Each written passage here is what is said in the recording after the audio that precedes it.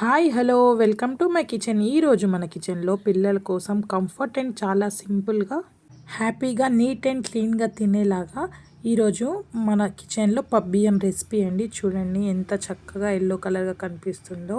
ఇది స్పైసీ కూడా తక్కువ ఉంటుంది.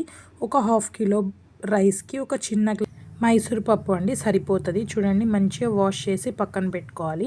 దానికి కావాల్సిన ఇంగ్రీడియంట్స్ చూద్దాం. 2 ఆనియన్స్, కొద్ది పచ్చిమిరపకాయలు, మంచిగా కడిగి పెట్టుకున్న కొత్తిమీర, పుదీనా, కొద్దిగా గరం మసాలా, 4 యాలకులు, 4 లవంగాలు, కొద్దిగా దాల్చిన చెక్క. ముందుగా మనం ఒక గిన్నె స్టవ్ మీద పెట్టుకొని తగినంత ఆయిల్ వేసి ముందుగా కట్ చేసి పెట్టుకున్న ఆనియన్స్ వేయాలండి. దాంతోపాటు నేను చూపించిన గరం మసాలా కూడా వేసి మంచిగా కలపాలి. ఒక్కసారి ఏ కర్రీ అయినా సరే, ఏ రైస్ అయినా సరే అడుగు అనేది మాడితే మొత్తం టేస్టే చేంజ్ అయిపోతుంది, ఫ్లేవర్ కూడా మాడిపోతుంది.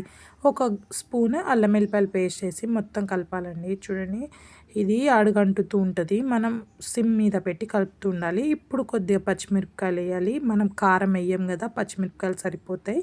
ఇప్పుడు మంచి కడిగి పెట్టుకున్న కొత్తిమీర, పుదీనా కూడా వేయాలి. చూడండి ఫ్లేవర్ టేస్ట్ చాలా బాగుంటుంది, స్పైసీనెస్ ఉండదు. పిల్లలైతే 100% వర్కౌట్ అవుతుందండి. ఇది కొద్దిగా పసుపు వేసి మంచిగా కలుపుకోవాలి. లంచ్ బాక్స్కి అయితే చాలా బాగుంటుందండి. మనం ఇంట్లో కూడా చేసుకోవచ్చు. దీనిపైన మూత పెట్టేసి సిమ్ మీద కాసేపు అవ్వనిద్దాం. చూడండి మొత్తం దగ్గరకు అయిపోయింది, ఫ్రై అయిపోయింది, ఆయిల్ సపరేట్ అయిపోయిందండి.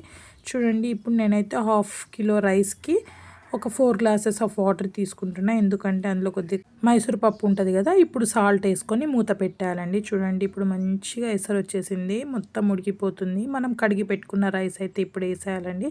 చూడండి మొత్తం రైస్ మెల్లగా వేసేయాలి. ఇప్పుడు కలిపేసి మనం మీడియం ఫ్లేమ్ మీద ఉడకనివ్వాలి. ఆ రైస్ అనేది మెల్లమెల్లగా ఆ రైస్ ఉడుకుతూ ఉంటుంది. ఫుల్ ఫ్లేమ్ మీద వచ్చేయద్దు. ఇప్పుడు మనం ఫుల్ ఫ్లేమ్ మీద మార్చుకోవాలండి.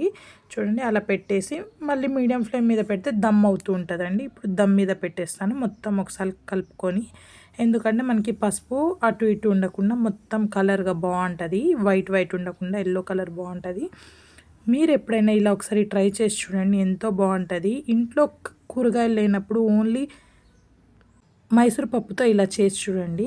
ఇప్పుడు చూడండి మనం పిల్లల బాక్స్లో సర్వ్ చేయాలి. దాంతోపాటు కొద్దిగా పచ్చిపులుసు పెడితే సూపర్ టేస్టీగా ఉంటుందండి. మీకు నా రెసిపీ నచ్చినట్టయితే ఒక లైక్ అండ్ సబ్స్క్రైబ్ చేయడం మర్చిపోకండి. Thank you.